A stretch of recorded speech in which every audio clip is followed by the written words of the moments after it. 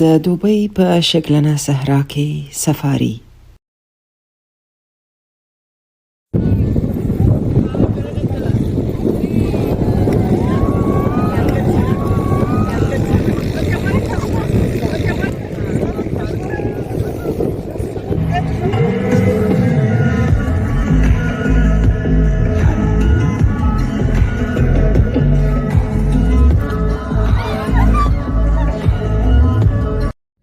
متحده عربي اماراتو په 2023 کې 94.7 میلیارډ ډالر تیل صادر کړي، خو لدې سره د دغه هیواد 80% ناخالص کورنی تولید له تیلو او غازو پرته په نورو برخو کې ترلاسه کیږي.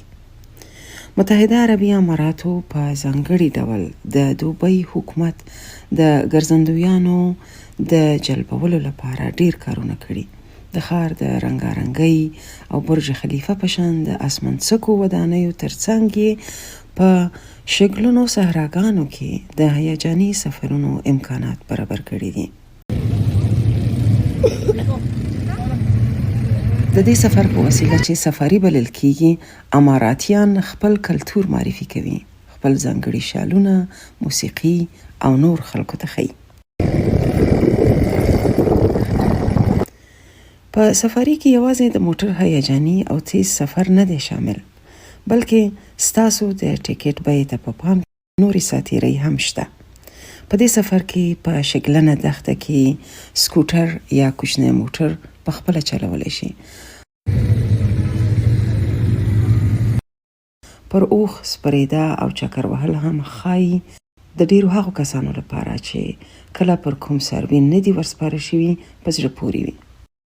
نسبتاً ښه ډوډۍ، کباب، چایونه او مشروبات او تر ټولو خوندور ښایي د شپې له لوري د نڅا او اکروباتیکو هنرونو ننداره وي چې ویډیو به یې جلا خپره کړو.